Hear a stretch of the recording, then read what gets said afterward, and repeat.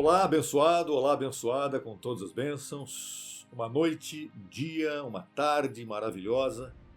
E eu estou muito feliz por estar mais uma vez aqui podendo compartilhar com você mais uma informação preciosa do Evangelho da Graça de Deus. Um estudo que nós sempre temos aqui semanalmente no canal, Crescendo em Graça Brasil, e peço a você que se inscreva se você ainda não fez isso. E se também achar importante, ative o sininho, porque cada vez que o vídeo subir, você vai ficar sabendo. Eu peço de coração que você pense. O estudo de hoje, ele é muito importante, cheio de detalhes importantíssimos para você que quer crescer em graça e apostolado. É importante que você pense, raciocine, não receba as coisas de uma forma mecânica, mas examine, porque o que nós vamos trazer aqui agora está tudo respaldado pela Bíblia de uma forma geral e principalmente pela palavra do Evangelho da Graça, de Romanos a Hebreus, o Evangelho do Cristo ressuscitado. O tema que nós vamos te entregar é a Igreja e os Templos de Deus. É isso mesmo. E talvez não tenha o significado que você possa estar imaginando, mas vamos lá. Esse estudo tem a finalidade de fazer um comparativo entre igreja e templos. A igreja é uma só, realmente é. Apesar que as congregações locais se reúnem em várias localidades, mas a igreja de Cristo é apenas uma. Os templos são milhares, milhões, depende. Vamos ao primeiro texto aqui, que é o texto inicial, é o pontapé inicial aqui desse estudo. Mateus capítulo 16, versos 16 e 18. Livro histórico, onde Jesus faz uma declaração histórica também. Respondendo Simão Pedro, disse: Tu és o Cristo, o Filho do Deus vivente. E eu também te digo que tu és Pedro, e sobre esta pedra, ou esta rocha, esta declaração, edificarei minha igreja, e as portas do Hades não prevalecerão contra ela. Em muitas traduções está escrito as portas do inferno. Não é. É as portas do Hades. E o que é Hades? Hades era o deus mitológico grego do mundo inferior e dos mortos. Mitologia grega. Nos tempos antigos, as cidades eram cercadas por muros com portões enormes. Durante as batalhas, os portões dessas cidades costumavam ser o primeiro lugar que os seus inimigos atacavam. Isso se dava porque a proteção da cidade era determinada pela força ou poder do portão. A resistência dos portões é que determinavam o que aquela cidade iria enfrentar. Aqui, o que Jesus está declarando então? Está declarando que ele venceria a morte. Edificaria sua igreja, e esta mesma igreja edificada superaria as portas do Hades, ou seja, o poder da morte. É bem importante que você compreenda isso. Em outras palavras, a igreja de Cristo edificada venceria a morte. Olha que lindo isso. Que tremendo isso. Agora vamos ver o que o apóstolo Paulo deixou escrito aos romanos na sequência deste tema. Romanos 14, 8 e 9. O verso está aí na tela para você. Paulo disse assim: Pois se vivemos, para o Senhor vivemos. E se morremos, para o Senhor morremos. Assim, pois, quer vivamos ou morramos, somos do Senhor. Porque Cristo para isto morreu e ressuscitou. Veja o contexto anterior, tá certo? Para isto o Senhor viveu, morreu e ressuscitou. E voltou a viver, para ser Senhor, tanto dos mortos quanto dos que vivem. Repetindo, voltou a viver. Aonde? Em quem o Senhor voltou a viver depois de ter morrido e ressuscitado? E de que maneira ele voltou a viver? Ah, muito bem. Esse é o ponto importante. em quem o Senhor voltaria a viver e onde? Ora, em cada um de nós, seus filhos. O Senhor voltou a viver em cada um de nós. As evidências disso estarão no decorrer do estudo. Estarão aqui, quando o estudo for avançando, você vai entendendo. Onde é que está a prova disso, de que o Senhor voltou a viver em cada um de nós? 1 Coríntios 2,16. Veja o que ele nos deu. O que o apóstolo Paulo fala aqui? Porque quem conheceu a mente do Senhor, quem o instruirá? Mas nós temos a mente de Cristo. Uau, isso não é pouca coisa não, é muita coisa, é tudo. A mente de Cristo em nós, em mim, em você, em todos aqueles que são filhos de Deus, preparados para receber esta palavra da graça, neste momento, é só ativar a mente de Cristo. Ela fica à disposição 24 horas por dia. É verdade. Isso é muito mais, ter a mente de Cristo abençoada, é muito mais importante, é muito mais do que uma informação doutrinária. Porque as pessoas muitas vezes ouvem o texto, leem o texto e dizem, isso aqui é doutrina, que bonito que é isso. Não é só bonito. Isto é vida em abundância. Esta informação praticada por cada um de nós, por você principalmente que me escuta e que me vê, neste momento, isto é vida para você. Se você ativar esta mente de Cristo no seu dia a dia, em qualquer circunstância da sua vida, em qualquer momento, você vai ter vida em abundância. Sabe lá o que é ter a mente de Cristo? Olha, é algo realmente fundamental para cada um de nós. E se nós temos a mente de Cristo, veja a sequência do entendimento. Vai comigo na sequência. Se nós temos a mente de Cristo, quem somos? Ora, quem somos? Somos deuses. Somos Cristos. Somos templos vivos. Aí é que está.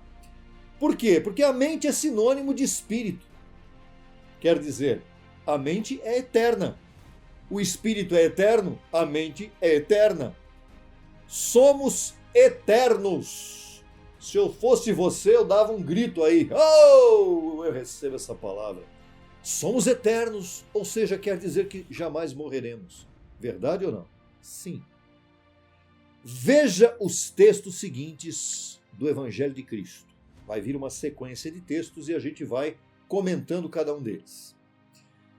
1 Coríntios também, capítulo 6, versos 19 e 20. Ou ignorais que vosso corpo é templo do Espírito Santo, o qual está em vós? Quem? O Espírito Santo. O qual tendes de Deus e que não sois vossos. Olha que entendimento interessante. Eu não sou meu, você não é seu. Nós não nos pertencemos. Nós pertencemos a quem? A Deus. O Espírito Santo. A Deus. Porque fostes comprados por preço. Qual foi o preço com o qual Cristo comprou a mim e a você e a tantos outros, seus filhos, em todas as nações, os espíritos? Qual foi o preço? A vida dele. Glorificai, pois, a Deus em vosso corpo e em vosso espírito, os quais são de Deus. O meu espírito e o seu espírito sempre foi de Deus. Sempre. Agora, o corpo ele comprou, pagou o preço para ter o nosso corpo também, para que o nosso corpo fosse templo dele, morada dele. O Espírito Santo é que habita em nós. Em 2 aos Coríntios agora, capítulo 6, verso 16, aí na sua tela, veja. E que acordo há entre o templo de Deus e os ídolos?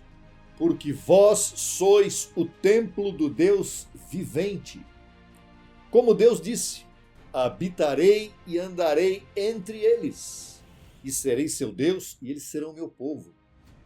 Esta foi uma profecia, Paulo está falando disso aqui, mas ele não estava falando dele, nem de nada futuro, ele estava falando de uma profecia em Levítico 26, versos 11 e 12, que falava exatamente isso. Deus falando lá em Levítico, no Antigo Testamento, Deus falou isso, habitarei e andarei entre eles, se referindo também a Jesus de Nazaré, mas se referindo também a depois da cruz, agora onde nós estamos, depois da cruz, 2000 anos depois da cruz, onde nós podemos dizer que Deus habita e anda entre nós. De que maneira?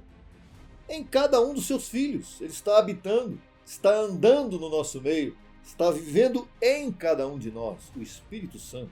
Isso é lindo, não é? É extraordinário, é maravilhoso. Vamos voltar um pouquinho a um livro histórico chamado Atos dos Apóstolos, capítulo 17 e 24, só para você confirmar isso aqui na tua mente. O Deus que fez o mundo e todas as coisas que nele há, sendo Senhor do céu e da terra, não habita em templos feitos por mãos humanas.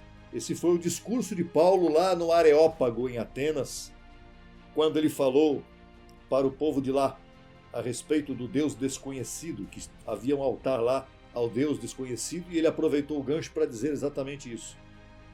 Esse é o Deus que eles não conheciam e que não habitava em templos, como os deuses gregos habitavam lá nos templos, as esculturas, né? Os deuses gregos. Esse Deus aqui não habita em templos feitos por mãos de homens. Quem é? O nosso Deus. E em que templo que ele habita? Em nossas mentes, que foi ele mesmo que fez, que criou antes da fundação do mundo. Que lindo, maravilhoso.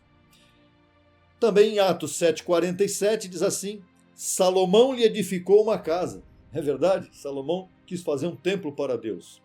Mas o Altíssimo não habita em templos feitos por mãos humanas. Isso está não só em Atos 7,47, mas a profecia a respeito disso está em Isaías 66,1. Apenas para confirmar. Então Deus vive em mim. Diga, Deus vive em mim. Diga você aí. Deus vive em mim, em minha mente, em meu espírito. E agora vamos a um texto que é longo, mas é importante que você pense nele. Cada detalhe é importante. Estamos falando do tema a igreja e os templos de Deus. 1 Coríntios 3, 9 a 17. Porque nós somos colaboradores de Deus, e vós, disse Paulo, sois lavoura de Deus, edifício de Deus. Conforme a graça de Deus que me foi dada, eu, como perito arquiteto, pus o fundamento, disse Paulo, e outro edifica em cima. Mas veja cada um como sobre-edifica. Cada um o quê? Cada templo.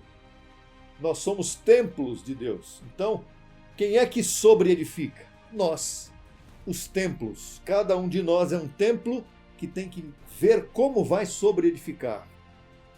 Porque ninguém pode pôr outro fundamento diferente do que está posto, o qual é Jesus Cristo. Então isso quer dizer o quê?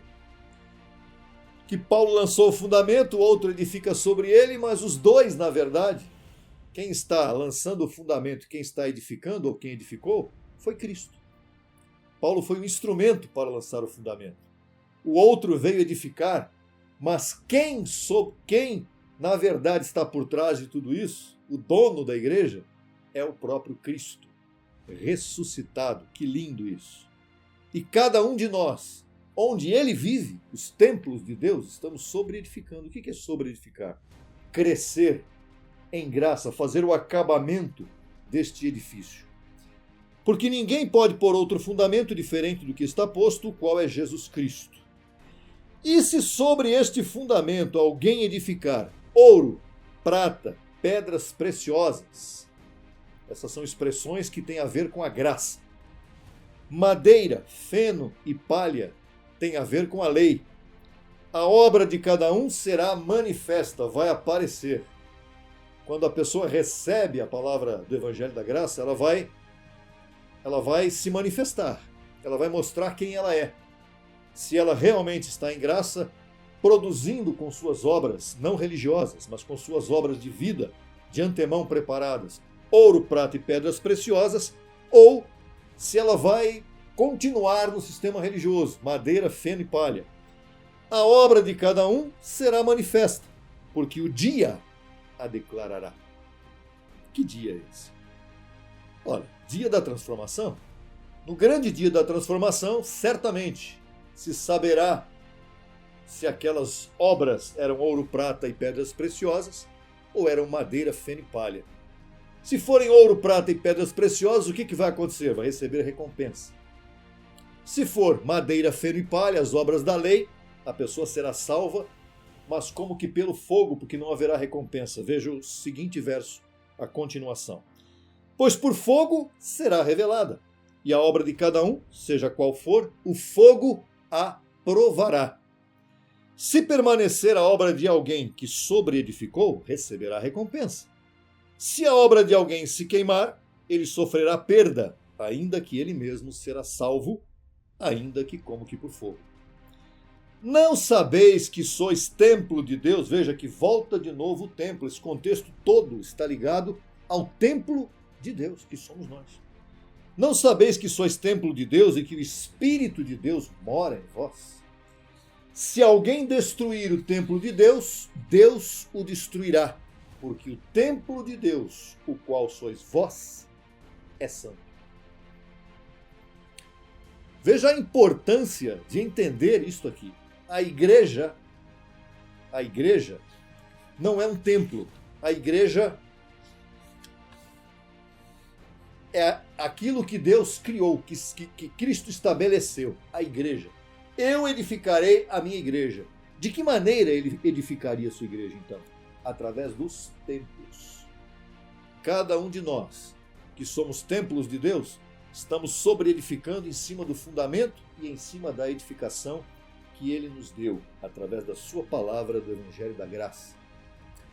Nós somos eleitos, escolhidos desde antes da fundação do mundo, para sermos santos, para sermos templos de Deus. Que lindo isso. E agora eu deixo uma nota final com vocês todos. Este texto que você acabou de ver, este texto mais longo de 1 Coríntios, capítulo 3, isso mesmo, capítulo 3, 9 a 17. Este texto refere-se à edificação do templo de Deus em cada filho de Deus. Eu, você e todos aqueles que são filhos de Deus e que neste momento estão até acessando este vídeo, estão ouvindo esta palavra, este estudo importantíssimo. Eu tenho a apostila dele aqui, caso você queira, e se eu fosse você, eu pediria, através do WhatsApp, da Rádio Graça, do Facebook, como você preferir.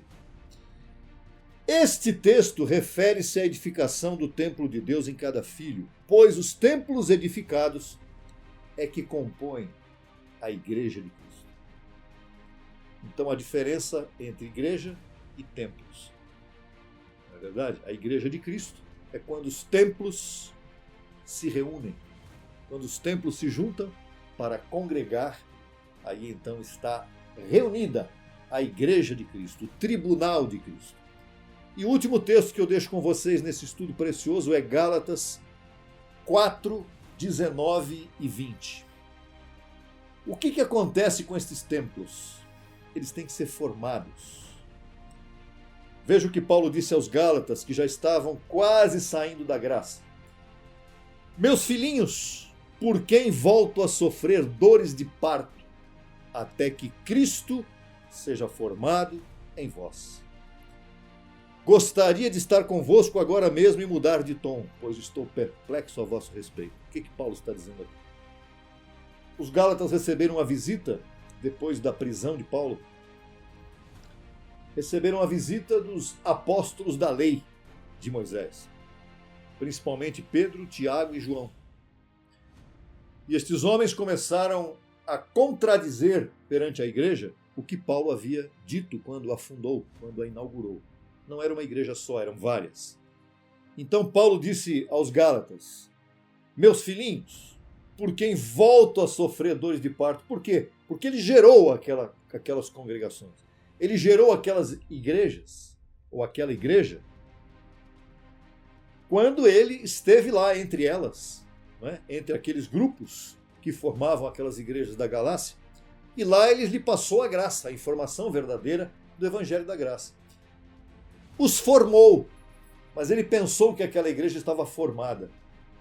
Ele pensou que Cristo estava naquelas mentes, mas aquelas igrejas estavam em debilidades. Aquelas congregações voltaram para a lei, estavam voltando para a lei. E Paulo disse: vou sofrer dores de parto novamente até que Cristo seja formado em vós. O que Paulo estava querendo dizer? Que aqueles templos, cada uma daquelas pessoas que fazia parte daquela congregação ou daquelas congregações, eram templos de Deus que deveriam estar formados por Cristo, mas não estavam. E neste momento é muito importante, porque nos tempos em que nós estamos vivendo hoje, é bem importante que você saiba quem você é. Você é um templo de Deus e Cristo precisa ser formado em cada um de nós, para que então nós cresçamos e para que então nós possamos sobreedificar dentro daquilo que nós estamos aprendendo aqui agora. Diga: eu recebo que Cristo é formado em mim. Recebo que sou templo de Deus e recebo que faço parte da Igreja Mundial de Deus em todas as nações. Abba, Pai! Esse é o desejo, é o propósito desse estudo, levar você a entender o que é igreja e o que é templo, para compreender que esse templo precisa ser formado.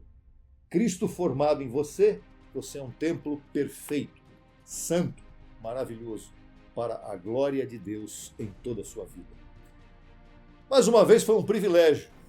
Pense nesse estudo, volte, ouça outra vez, volte ao vídeo quantas vezes forem necessárias. Peça o áudio, que é muito mais importante você ouvir o que eu estou falando nesse momento, que não veio de mim, evidentemente, veio daquele que me ensinou. E é importante que você, ouvindo, você cresça. O que nós queremos é que você cresça, que você amadureça, para você não se deixar levar por nenhum vento de doutrina e por nenhuma interpretação falsa, e elas estão por aí, aos montes.